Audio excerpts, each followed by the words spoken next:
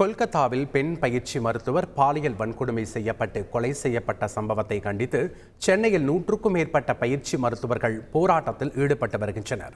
இது குறித்த கூடுதல் தகவல்களை செய்தியாளர் சதீஷ் முருகனிடம் கேட்கலாம். வணக்கம் சதீஷ் முருகன், போராட்டத்தில் ஈடுபட்டு வரக்கூடிய பயிற்சி மருத்துவர்கள் முன்வைக்கக்கூடிய கோரிக்கைகள் என்ன?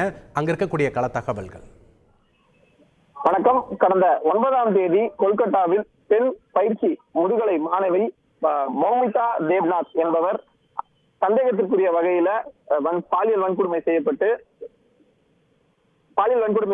உயிரிழந்திருக்கிறார். இந்த நிலையில இந்த விவகாரத்தை கண்டித்து நாடு முழுவதும் பயிற்சி மருத்துவர்கள், மருத்துவ பணியாளர்கள் போராட்டத்தில் ஈடுபட்டு வரும் நிலையில சென்னை ராஜீவ்காந்தி அரசு மருத்துவமனையில் 100க்கும் மேற்பட்ட முதுகலை பயிற்சி மருத்துவ மாணவர்கள் இன்றைய தினம் இந்த போராட்டத்தில் ஈடுபட்டு வருகிறார்கள்.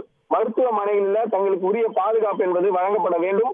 அதே போல செக்யூரிட்டி, தனி பாதுகாவலர்கள், முறையான உட்கட்டமைப்பு வசதிகள் என்பது மேம்படுத்தி தர வேண்டும். ஆரம்ப சுகாதார நிலையங்கள், மாவட்டங்கள்ல பல்வேறு மருத்துவமனைகள் இது போன்ற அடிப்படை வசதிகள் தங்களுக்கு இல்லை எனவும், பெண் மருத்துவர்களை தற்பொழுதும் இந்த எமர்ஜென்சி வார்டு என்று சொல்லக்கூடிய அவசர சிகிச்சை பிரிவில் இரவு நேரங்களில் மருத்துவர்கள் தாக்கப்படும் சம்பவம் தொடர்ந்து நடைபெற்று வருவதாகவும், இதனை அரசு உடனடியாக கவனத்தில் கொண்டு நடவடிக்கை மேற்கொள்ள வேண்டும் எனவும் அவர்கள் கோரிக்கை வைத்து இந்த போராட்டத்தில் ஈடுபட்டு வருகிறார்கள். இதே போல இந்த கொல்லப்பட்ட மருத்துவ மாணவிக்கு உரிய நீதி வழங்க வேண்டும். அதற்கு உரிய விசாரணையானது நடத்தப்பட்டு குற்றவாளிகளை உடனடியாக கைது செய்து நடவடிக்கை எடுக்க வேண்டும் உள்ளிட்ட கோரிக்கைகளை வலியுறுத்தி நூற்றுக்கணக்கான பயிற்சி மருத்துவர்கள், பெண் மற்றும் ஆண் மருத்துவர்கள் இன்றைய தினம் ராஜீவ்காந்தி அரசு பொது மருத்துவமனை முன்பு இந்த போராட்டத்தில் ஈடுபட்டிருக்கிறார்கள்.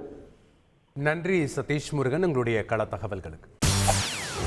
செய்திகளை உடனுக்குடன் தெரிந்து கொள்ள உடனே சப்ஸ்கிரைப் பண்ணுங்க.